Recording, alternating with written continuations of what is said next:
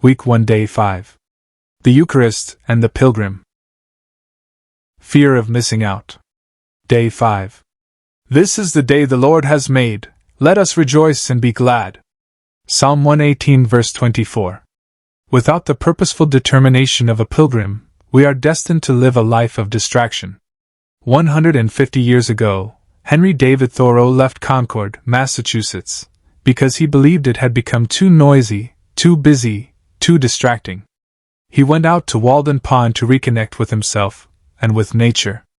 It took him only 7 pages in his writings to conclude that most men lead lives of quiet desperation. Today, most men and women lead lives of distraction. Lack of focus leads to lack of commitment, and together these lead us to lives of quiet, and not so quiet, desperation. Consecration changes all of that. It challenges us to name what matters most. It gives us the clarity and wisdom to focus on the vital few rather than chasing the trivial many. It encourages us to place Jesus at the center of our days and weeks. And it liberates us from all the distraction and superficiality that dominates the culture. I had a college roommate who was constantly running from one thing to the next, sacrificing sleep and neglecting schoolwork. One day I asked him why he was choosing this path, and he said to me, "I don't want to miss out on anything during these 4 years." This state has come to be known as FOMO, fear of missing out. The idea that if we make the right choices, squeeze enough into each day, and become ultra-efficient, we won't miss out on things is a colossal error. More than an error, it is a delusion. You are going to miss out. In fact, you are certain to miss out on the great majority of things, experiences, and opportunities. One of the biggest traps a pilgrim can fall into is the trap of FOMO. Driven by the psychological nonsense of FOMO, many people make the worst decisions of their lives. FOMO also has a close cousin known as settling. The accepted wisdom of the vast universe known as the Internet is that you should never settle. This is horrible advice. The 2 most common expressions of this nonsense relate to relationships and career. Settling, romantically, means committing to someone who is less than ideal for you. The professional version of this nonsense involves settling for a job that pays the bills and supports your family rather than pursuing your dreams. The truth is this: you have to settle. You don't have a choice. It is unavoidable. Our lives are finite. You do not have infinite time on this earth to pursue all possibilities. Your time is limited. You cannot become successful at anything without first settling on that path. To become a successful teacher or doctor, you set aside the possibilities of other careers and commit yourself to being a teacher or a doctor. If you bounce from one career to the next, never mastering any particular craft, you are settling, in a different, much more diabolical way. One of the main reasons so many young people are increasingly having trouble maintaining significant romantic relationships is because they want to keep all their options open. But keeping all your options open shuts down the possibility of success in the one relationship you are in at this moment. Every decision is a decision to miss out. Every choice for something is a choice to miss out on everything else. FOMO and settling both foster unrealistic ideals that nobody can live up to due to the innate limitations of life and all human beings. The result is a growing anxiety because we are constantly missing out, and settling is inevitable. Consecrating ourselves to Jesus in the Eucharist changes all this. We are no longer afraid of missing out. We know it is preferable to miss out on most things, because the only things that really matter are those that God has in mind just for you. Doing the will of God, therefore, transforms FOMO into JOMO, the joy of missing out.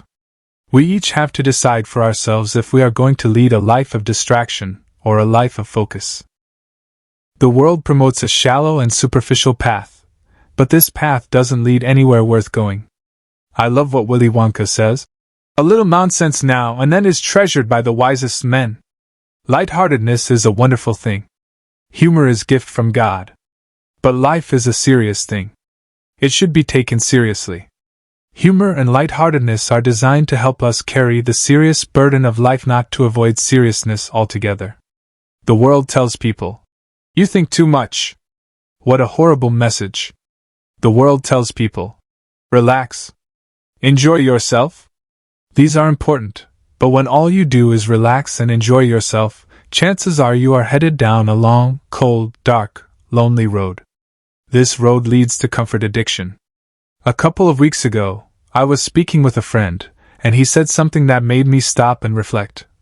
Everybody is looking for an easier, softer way. It's a generalization. It may not be true for everyone, but it sure seems true for most people. We want life to be easier. We want the path we walk to be softer. We want to be comfortable. Is comfort good for us? Is the comfortable path the way of the Christian? It seems that it isn't. This is not simply my opinion.